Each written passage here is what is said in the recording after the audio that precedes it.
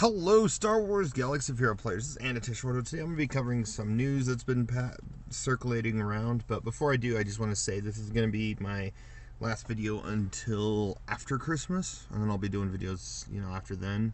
Or right after. So stay tuned for that. So definitely have a Merry Christmas and a Happy New Year.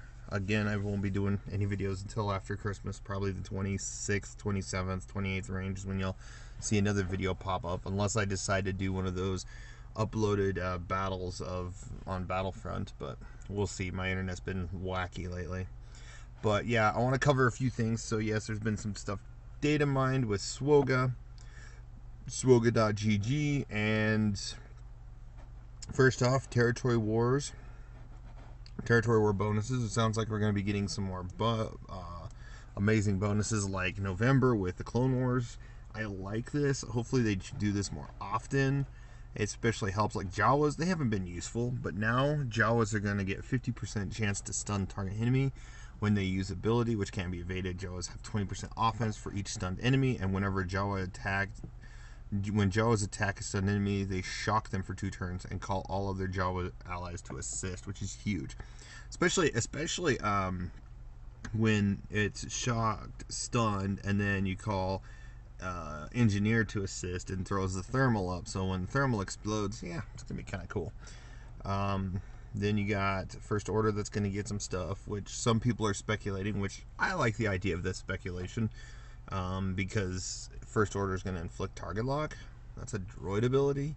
We might be getting BB9E, which is the First Order droid that, if you watch episode 8, that he was the one that spotted the weird box that BB-8 was hiding in. So, but yeah, First Order allies gain advantage for 2 turns, and at the start of the battle, whenever they inflict a debuff, and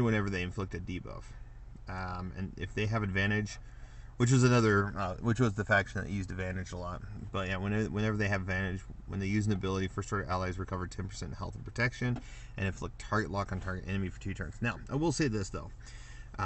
This is huge under a crew lead. So if they have advantage, they're going to recover 10% health and protection. First Order allies already get under crew lead, Zeta crew lead, gain 5% health and protection. So they're going to be gaining lots of health and protection. They're going to be tough to beat down. You're going to have to use a ticking time bomb like Nihilus to beat them. So Ewoks get a buff just because they've recently were needed in what were they called? The C-3PO event. Ewoks have cooldown of 0 on all abilities, so that's going to be crazy. So Ewok Elders is going to be cleansing a lot, reviving a lot. Poplu's going to be taunting a lot. You're going to see Chirpa call tons of assists, or just throw up some counter, then call a ton of assists. It's going to be a crazy match, so stay tuned for that. That's just a huge bonus. Army of the Galactic Republic. So Clone Troopers are getting some. I'm surprised they haven't done anything with Separatists. I feel like Separatists would have been a cool add-in as well. Just Separatist and Droid. Give some Droid and Separatist bonuses.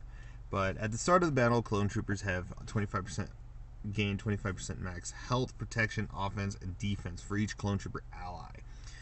Clone Troopers gain 100% critical chance and crit damage when they have no debuffs. So Rex is going to be the key to this team. So you're going to definitely want to probably use Cody lead. So, and then whenever they attack out of turn, Clone Troopers dispel all debuffs on other Clone Trooper allies, dispel all buffs on target enemy, and gain 20% turn meter. So that's going to be cool. Clone Troopers are going to... You're going to have a Clone Trooper team. You're going to probably have a couple of Ewok teams, because you theoretically can have 2 Ewok teams. Just you're going to have some random fill-ins, like a Clone Wars Chewie just for the fill-in. You're going to have one Jawa team. And this Jawa team, I'm assuming, is going to be under Chief Nibbit. And then First Order will have... Theoretically, you can have 2. You just have to have some fill-ins for the other team under a... what's her name team called? I'm going blank. Captain Phasma. So that's huge. Also this week we've been made aware, or within the last week we've had some updates, and we are now getting the 3v3 Sorry, wrong one. 3v3 Grand Arena. And I'm liking it and hating it just because I have to think more on teams. But luckily, I've been made aware, thanks to Mobile Gamer and OnRLT, that they found some Reddit posts. And here's some Grand Arena options you can work with. And I have some of my personal ideas to throw in as well. So I'll just take a quick glimpse at all of these. I'm going to post the links in the description below. So first off, I want to talk about this one really quick.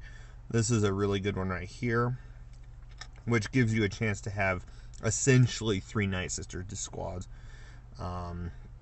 This is a pretty good team. This is a pretty good team compared to this one that has Thrawn and Death Trooper. So you want Thrawn, him, and maybe someone else. Just because you want Death Trooper with Director Krennic. It just makes perfect sense. Boba, Bosk, and Dengar. You know, these are some really good, solid teams. They are really solid teams. But I want to add in a few more based on this list. So I'm going to go down the list each side. So both, this is where I would change it just so you can have 3 Bounty Hunter teams. Because your 10th Bounty Hunter, IG-88, would be in this Target Lock Droid team, which is fine. I like it. I like this team setup.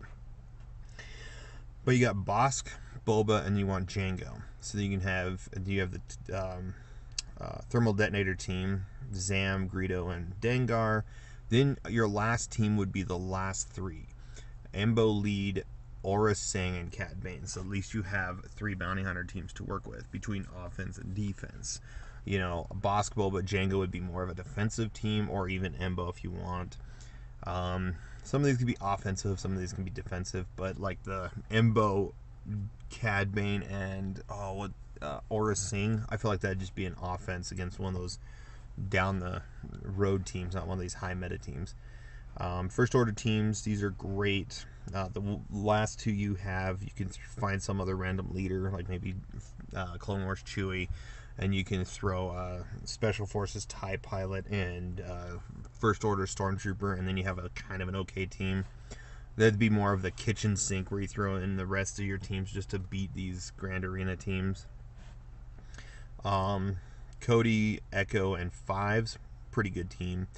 Again, pretty good team. This one's interesting because they threw BB-8 over here with IG-86 and HK-47, which is kind of nice because you're going to have him call this one to assist. The only downside of BB-8 is he's not with R2. This list does not have R2-D2, so I personally would run BB-8, R2, and HK versus 86. Throw 86 on some other team. Vader, Palp, Vader, and Tarkin's good. The only downside is you are emptying leaderships. You're building up a team of full leaders that you could throw them somewhere else. But then again, it does depend on your roster. This is a pretty good Imperial Trooper team. Kind of a good, again, I would run Director Krennic here and Stormtrooper, like on this one page. Run Thrawn, him, and Imperial Super Commando or something. Or maybe drop these 2 and then go Gar Sax, Imperial Super Commando, and then Thrawn, just so that Thrawn gives this team some viability. Rex, Wampa, Hermit Yoda. If you've watched some of the Game Changer, Mobile Gamer and RLT, one of them, they talked about the fact instead of Hermit Yoda, you run Nest, Infy's Nest, which is a really good team. Excuse me. This team I'm okay with, except I would throw Logray here instead of Poplu, just so that you can have another Ewok team, and that would be Tebow, Poplu, just because whenever he stealths, he also taunts instead, and then Ewok Elder. So you kind of have Ewok Elder staying stealth while Poplu's taking all the taunting, and Elder's keeping it, stealth. So that's kind of a cool team. These 3 rebel teams here make good sense. I'd say keep them like that. Night Sisters, these 2 I would pair just because of the stealth combo with Zombie, and Zombie dies and comes back, dies and comes back. I would run, oh man, I forgot his name already, Newt Gunray there. This way you can run Ventress, because these 3 are pretty good right there, but you'd run Ventress with Initiate and Talia, just so you have essentially 3 Night Sister teams. Separatists are making another Night Sister leader. It's kind of funny. These two teams are pretty solid. Yes, you could run Assassin in this spot to do the Assassin SWGOH combo. And then you can run Sith Trooper in another Sith team. Just because after that you do have 4 other Sith being... Oh, no, 5 other Sith. Oh, I'm sorry. You got Darth Sidious, Dooku, Bastila, and Marauder. And so you can run Sith Trooper on that other team. So you can go Sidious, Bastila, and Sith Marauder, for example, or Sith Trooper. And then you just have 2 random other teams to work with. And if you don't have Traya, another good sub-in is run Nihilus Lead, Scion, and Dooku, or run Nihilus, Scion, and Sith Trooper. So you have 2 tanks protecting the main ticking time bomb character. So, whoops, wrong one. So that one's another one. These 4 Jedi teams are, you know, really good. I don't see anything wrong with those, except I don't have yet Riven. Until the next time around, I should have them, hopefully, if I have enough time to unlock Bastila, or not Bastila, I haven't worked on Mission or Jolie yet, so, yeah. Phoenix-wise, this one's pretty good. You can run the other Phoenix, like Chopper and Zeb, on another team, because Ezra is on the Jedi team. Theoretically, you can run Zeb there, too. Resistance, yeah, there's your second Resistance team. Don't think you're going to have any other Resistance teams, really. These two can go onto Kira's team as well, or at least Cander's can. But because one of my friends was thinking go Karth, Mission, and Zalbar. That's a good team, so you can use that. But I feel like I like this setup better, so you can have 2 teams out of it. So go Kira, Mission, and Zalbar, and then you go Karth, Cander's, and Juhani. Another person thought of doing her with Nest and Hermit Yoda, I think it was. Where was it? Yeah, right here. So that Hermit Yoda stays hidden. Nest takes all it hits and does damage, and then Kira just, you know, does whatever, and then it's just a stall team or something. But yeah, those are some, you know, team ideas. Again, I suggested some other ideas to improve upon. Another thing I could also suggest, take him out and throw Chopper there. I know it sounds weird, but there's all those assists. And then you can run BB-8 R2 under Akbar-led team.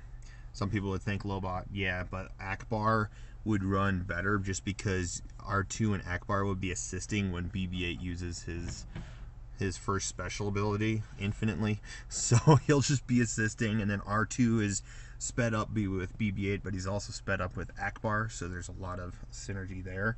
And R2 would stand out as a tank, or you can just throw it on Akbar. Who knows, you know? So there's a lot of team compositions out there for 3v3.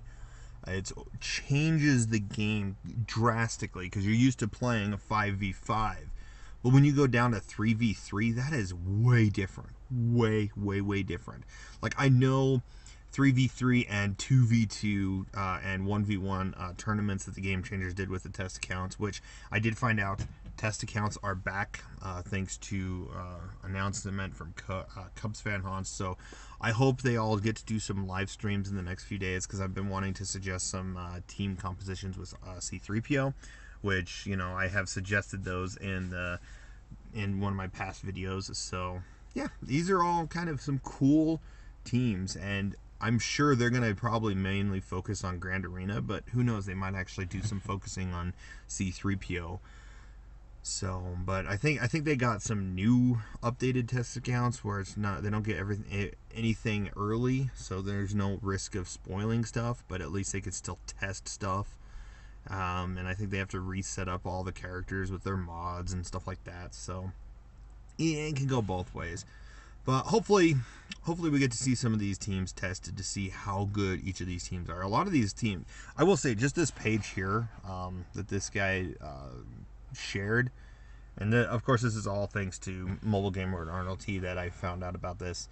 A lot of these teams are really solid. Like, yeah, like I said, a few of them I say just to add in another bounty hunter team to work with on offense or defense, depending on which. You know, having another Ewok team, having another Night Sister team, just for that extra offense, just to, like, Like, say you go against Triumvirate and you were able to take out Scion, and you needed some more teams to throw in to defeat Nihilus and Treya. At least you'd have something to work with versus, less teams, but just because there's so many team ideas you can and team combinations you can do. But I do like a lot of them. Like, the 2 droid teams on this list are pretty solid. Again, I would change this one to R2, throw IG-86 on another team, or keep IG-86 here and throw Chopper here, and then throw BB-8 on a team with Akbar and R2-D2. So R2-D2 and BB-8 can be like a pair again. Then there's also C-3PO, which is another interesting character to work with. So, yeah, who knows where you would put that one. Also, another one I suggested, let's see, I'm trying to remember. You got a couple of other scoundrels you can work with. You could use Lando as a lead. Lando still seems like a pretty solid lead with an AoE. And there's a few other characters in here, like tank-wise. For Rebels, you have yet to use Scarif Pathfinder. He's a good death. And in a 3v3, having those extra lives is great. Like I said, suggested Jango Fett in this slot.